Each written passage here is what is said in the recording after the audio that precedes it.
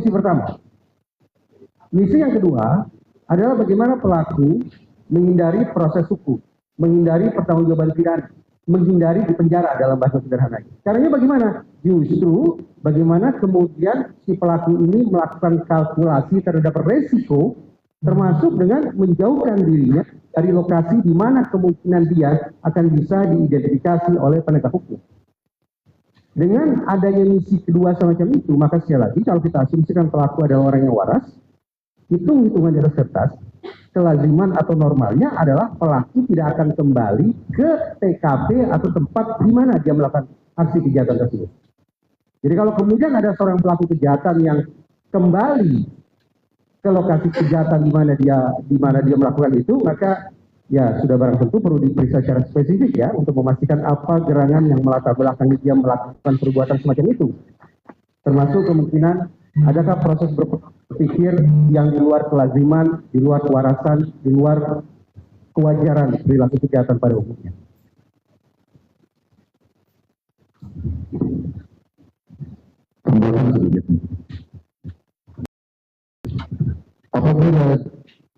Apabila diketahui bahwa apakah bisa dikatakan bahwa darah tersebut merupakan bukti bahwa korban kekerasan seksual?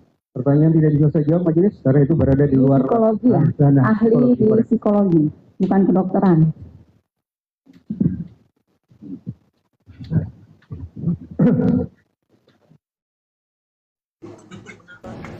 Pengetahuan kami ada dalam satu forum bersama Sakatata dan Liga Akbar di satu acara di iNews TV ya. Ketika ada testimoni dari Liga Akbar Sakatata. Ya. Jadi saudara Ali sudah mendengar bagaimana yaitu Sakatata bercerita mengalami penyiksaan. Saudara ahli ketika di persidangan ada hal yang menarik buat kami yang kami membutuhkan penjelasan dari saudara ahli. Ada keterangan Dede yang dibacakan secara tertulis dengan berita acara sumpah. Dan tentunya Dede ini memberikan keterangan yang membenarkan peristiwa pembunuhan terjadi dan memberatkan posisi terdakwa Sakatata Keiti. Namun uniknya, ketika kita membaca putusan itu, dalam membaca keterangan tersebut dan tanggapan oleh terdakwa Sakatata Keiti itu, Sakatata malah membenarkan keterangan Dede dalam keterangan berita sumpah tersebut.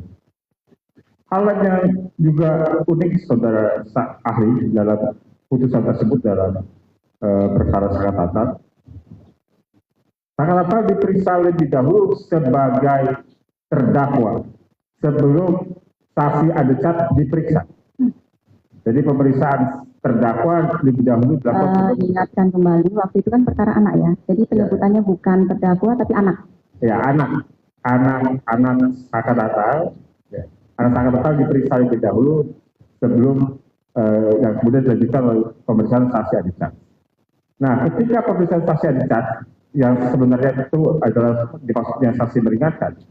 Saksi meringankan ini yang jumlahnya sekitar 3 atau 4 orang itu di bagian akhir dari keterangan pandangan terdakwa Sakatata ya, yang juga memang di dalam keterangan kemarin disampaikan oleh Ibu Selis dan Jaka bahwa hakim meminta atau mengarahkan Sakatata untuk tetap konsisten dengan BAP-nya, ya, yang kemudian membuat kesimpulan dalam putusan tersebut terkesan bahwa Sakatata menolak keterangan dari saksi Adecat.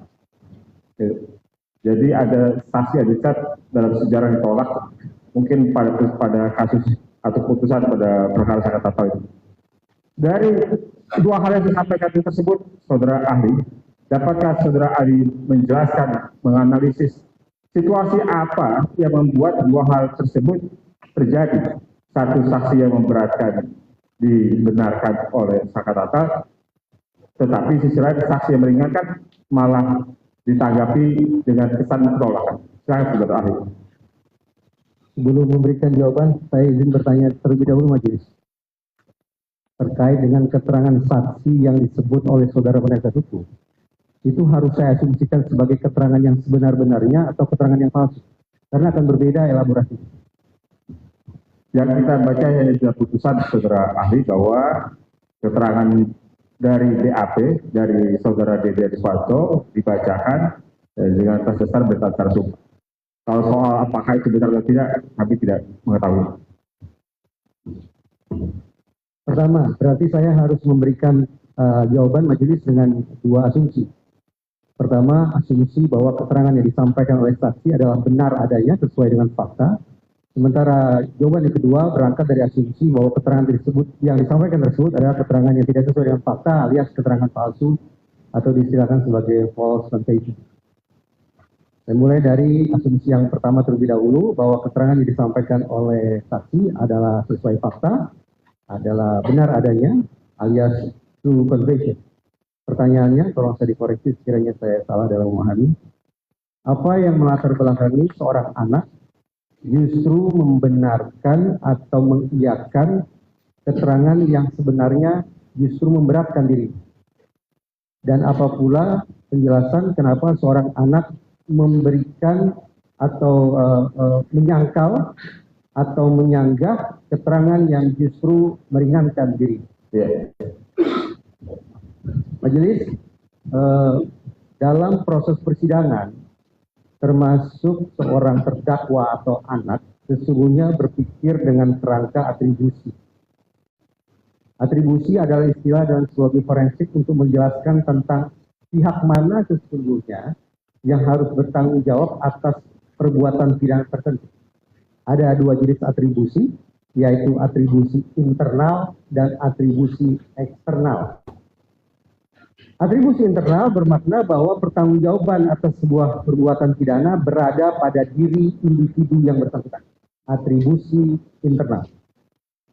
Sementara atribusi eksternal adalah pertanggungjawaban pidana tidak sepenuhnya berada pada diri individu tersebut dikarenakan faktor situasi atau faktor eksternal lebih dominan bagi terbentuknya perilaku terdakwa atau perilaku anak. Sebagai misal, ketika seorang terdakwa atau seorang anak duduk di kursi ini, maka jaksa penuntut umum akan membangun sebuah konstruksi yang disimpulkan bahwa pertanggungjawaban pidana berada sepenuhnya pada diri si terdakwa. Maaf, saya mematikan azan dulu. Saya ulangi, dari sudut pandang psikologi forensik,